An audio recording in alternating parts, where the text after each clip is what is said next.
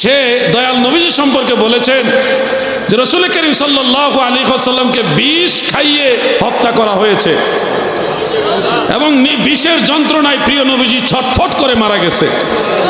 ভাই, শব্দ চয়নের ক্ষেত্রে নবীজির ব্যাপারে আপনাকে আরো সতর্ক হতে হবে।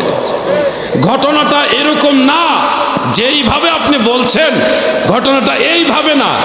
এই শব্দে নবীজির বেলায় এইভাবে কথাগুলি বলা যাবে না। খাইবরের যুদ্ধের সময় নবীজি সাল্লাল্লাহু আলাইহি ওয়াসাল্লামের খাদ্যের মধ্যে বিষ দেওয়া হয়েছিল। সেখানে নবীজি বিষের যুক্ত খাবারও খেয়েছেন, কিন্তু নবীজির ইন্তেকাল হয়নি, শাহাদাত বরণ করেননি, বিষ হজম হয়ে গেছে।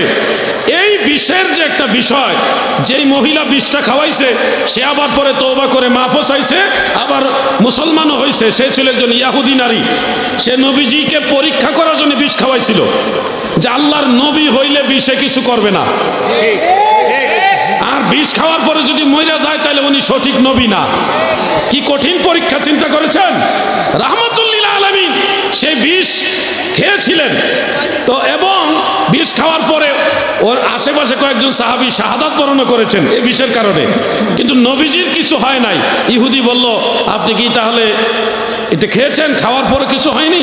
নবীজির এই অবস্থা দেখে সে বিশ্বাস করলো, হ্যাঁ আমি বিশ্বাস করলাম আপনি সত্যি আল্লাহর নবী। সে মুসলমান হইল, একজন ইহুদি মুসলমান হইল, নবীজির কিছুই হইল না। এই ঘটনার পরে ওই যে রাসূল আকরাম সাল্লাল্লাহু আলাইহি সাল্লাম সবসময় আল্লাহর কাছে দোয়া করতেন, আল্লাহ আমাকে শাহাদাতের ইন্তেকাল দিয়েন, শাহাদাতের যে পর্দা এটা আমাকে দিবেন। নবীজির দোয়াটা তো আল্লাহ ফেরত দিবে না, আল্লাহর হাবিবের দোয়াটাও যেন ফেরত না আসে।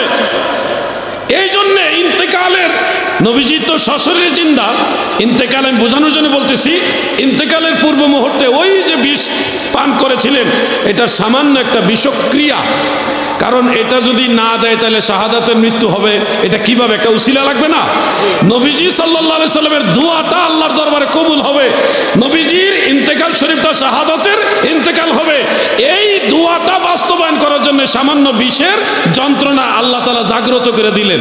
এরপরে নবীজি একদিকে নবী হিসেবে তো সশরীরে জিন্দা, আরেকদিকে নবীজির শাহাদাতের ইন্তেকাল হয়েছে, এটাও সশরীরে জিন্দা। সুবহানাল্লাহ বলেন। আম্মা জান আয়েশা রাদিয়াল্লাহু তাআলা আনহা, হযরত আব্দুল্লাহ ইবনে মাসউদ রাদিয়াল্লাহু আনহু, ওনারা দুইজন এই আমি যেই কথাগুলি বললাম এই কথাগুলি বলেছেন। অতএব আপনার দেখেন, আমিও বলছি নবীজি বিষ পান করেছেন, নবীজির ইন্তেকালের সময় বিষক্রিয়া আল্লাহ তাআলা জাগ্রত করে দিয়েছেন যেন শাহাদাতের ইন্তেকালটা নবীজির দোয়া কবুলের উসিলা হিসেবে হয়ে যায়।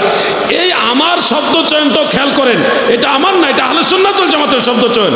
আবার আমার ওই ভাইয়ের কথাগুলি খেয়াল করেন, নবীজিকে বিষ খাইয়ে হত্যা করা হয়েছে, বিষের যন্ত্রণায় নবীজি ছটফট করেছে, এরপরে ইন্তেকাল হয়েছে, মারা গেছে। এই কথাগুলি নবীর ব্যাপারে যায়? যে কোনো শব্দ আপনি চাইলে নবীর ব্যাপারে ব্যবহার করতে পারবেন না।